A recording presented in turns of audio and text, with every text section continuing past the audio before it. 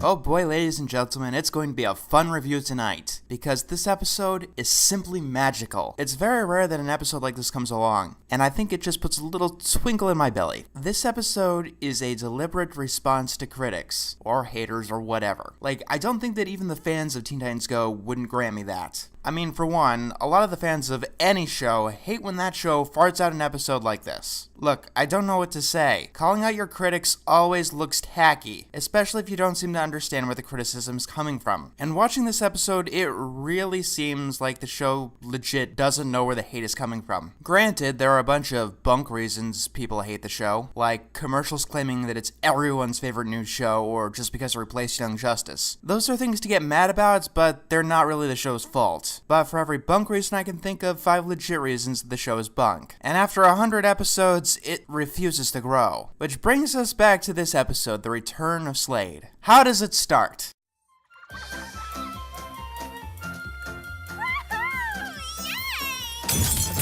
Great! Horse ass. I thought we were past the stereotypes that bronies want to fuck horses, but gotta have those cheap shots and inside jokes. Although it does remind me of something else I should be doing. Next time. Titans! Crime alert! Yeah, so call the police. Police in a superhero show? Wow, you guys are so fucking high. So we have an annoying, tedious scene where the Titans keep talking about Slade, almost like they're trying to build up to something. Let's see, here's one complaint that I don't see being hurled around enough. Your humor sucks! You tend to tell one joke the entire episode, and many of them go on way too fucking long. Are we ready for this? I don't know, but we have no choice. Titans, go! You know, there exists an episode of SpongeBob, it's called Shuffleboarding. The first half of the plot makes it seem like they're going to be entering the shuffleboarding tournament, and they keep building it up. Then halfway through, surprise, there's no shuffleboarding, they already won the competition. Even giving that episode the benefit of shuffleboarding being as boring as fuck to most people don't like that episode. It's even worse here because, in all but advertising, this is a ratings trap. This trap plot was designed to get a very specific audience here and then dupe them into watching something else. It's dirty and underhanded. If they spend that amount of time to actually writing jokes or a plot, then who knows, the show might actually be decent. And to top all this off, there were some Teen Titans Go fans who legitimately wanted to see Slade. Okay, so what's the real plot that you lied to people about? Oh boy, that's the fun part. It wasn't just the fight that was amazing. In the end, so many compelling storylines came together and resolved in such a satisfying way. A perfect balance of the action and drama, along with light moments of the comedy. Oh good, they did get around to watching the original Teen Titans. Hello, Mr. Strawman. So the Titans decide that to celebrate kicking the plot to the curb, they want to have a party. Robin says that they can have any type of entertainment they want, to which Beast Boy and Cyborg want a clown. Starfire's afraid of clowns because, why not? What do they do? What do Well, they entertain small children. Okay, let's get right to the point. In this episode, clowns are a stand-in for cartoons. Savvy? Let's move on. First of all, Teen Titans Go people, you've picked a particularly bad metaphor. Mr. Pickles, great for small kids. But I'll give you the benefit of the doubt and assume you're talking about cartoons aimed at kids. Star, clowns are the coolest! Yeah, we love clowns since we were kids. Yeah, clowns are great. For little kids. You guys are too old for clowns. Hence why I know that this is a point-for-point metaphor. I'm not just pulling it out of my ass. Oh, yeah? How's season 6 of Pretty Pretty Pegasus? Oh my gosh. Well, Butterbean and Sparkleface have to save King Jellybean, who's been frozen in cake frosting. Also, haha, shut up with the brony jokes. You've already killed them. During the party, the clown gets here. Beast Boy and Cyborg watch the clown, but it fails to entertain. Wait a minute. This clown is horrible! Yeah, why are you doing lame kitty stuff? I told you, you're too old for clowns. You know, there are adults who do watch Teen Titans Go, unironically. I'm sure most of them have been very patient with me. I don't think they'd appreciate saying that they're too old to still be watching this. No, it's him! This is not the way we remember his act! Okay, the original Teen Titans still holds up perfectly. I've watched a couple of episodes yesterday and they were exactly the way I remembered them. Except now as a fully functional adult, I can appreciate the work that went into them. Wait, what? I killed their whole argument? It's only been 30 seconds since they brought it up. Oh yeah, that's right, they built it on a straw man fallacy.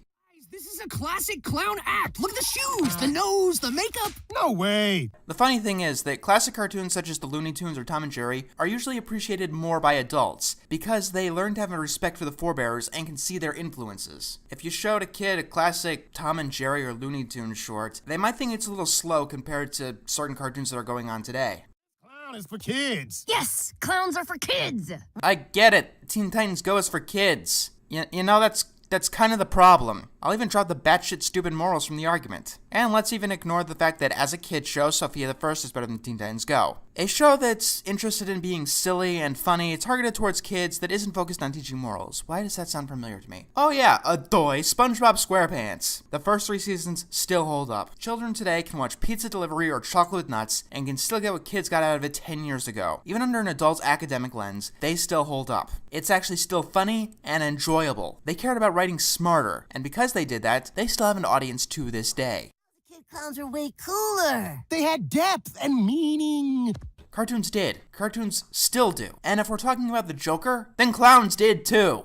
Clown is garbage. Kids today don't know what they're missing. Yeah, that's one of those things that people used to say in the 90s when talking about the 70s and 80s. But now we're in the 2010s with people looking back at the 90s. The 2010s has been one of the best decades in animation in terms of appealing to both children and adults. No one says that anymore, except with shitty reboots like this. Maybe we can fix him. Make him as cool as he used to be. Clowns were never cool. Hey, that attitude didn't stop the innovators of the 90s. Clowns were never cool. You're letting nostalgia cloud your memory. Star vs. the Forces of Evil is doing what you're trying to do and doing it a million times better. That show is newer than yours. Also, there were plenty of 90s shows that sucked or blah. I'm making a list of them right now.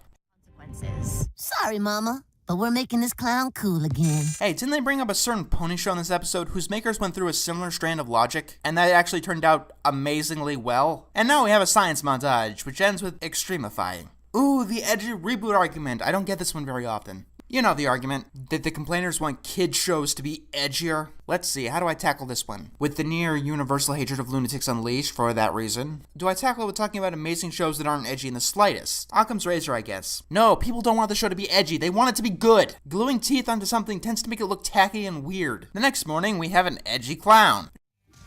Guys, this is wrong.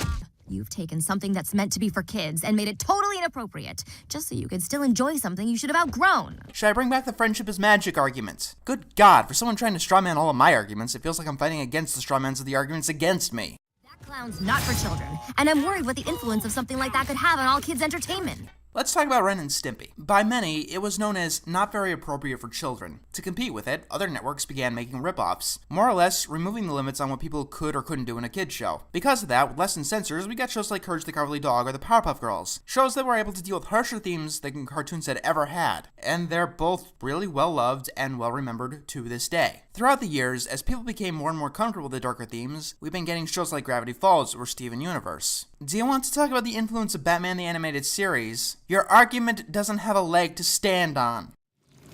King Jellybean has betrayed us. We may never eat candy again. I don't want any filthy candy. I just want blood.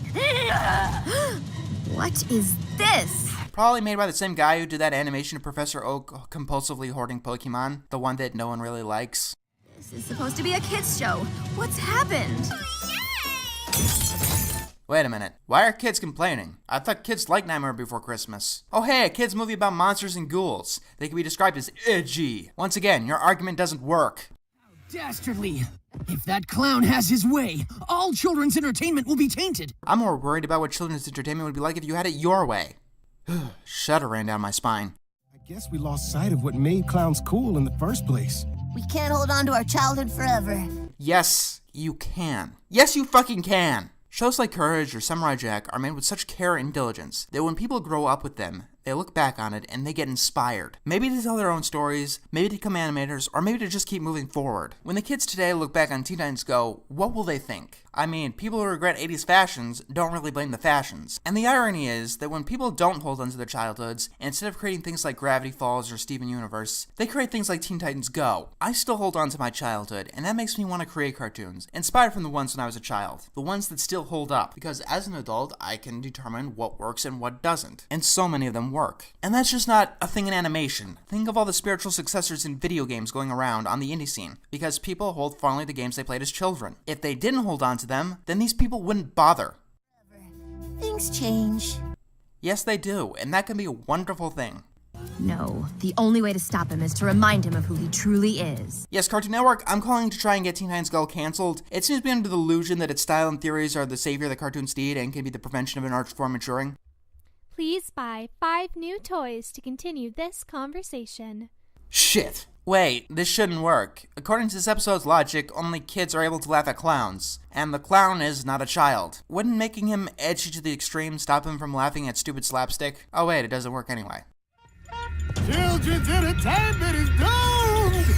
Today's episode is brought to you by Irony, and Starfire kills the clown. Oh yeah, I forgot to mention another fallacy they brought up. Just because people want more cartoons that can appeal to adults, doesn't mean anyone is taking anything from kids. I mean, kids can still watch Friendship is Magic, Star vs. the Forces of Evil, Gravity Falls, etc. But that's what this episode is, one giant fallacy. Teen Titans Go, I don't care that you make a kid's show. I care that you're bad at it, even under the apparently low standards of a kid's show. Yep, kids will watch anything. They'll also eat anything. Should we let them eat lead paint chips? Sure, teaching kids that girls are inherently better than boys, or that no one likes smart people, or that you should avoid responsibility isn't going to make the lives of kids any worse. And I guess you want your kids constantly nagging you for Teen Titans Go toys. Kids might not have standards, which is why we need a little bit of extra care. We do this in all other areas of children's lives. What makes entertainment the exception? I can't take this kind of pressure. I must confess, one more dusty road would be just a road too long.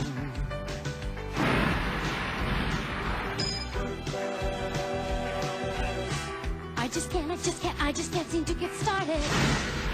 Don't have the heart to live in the fast lane. All that is past and gone.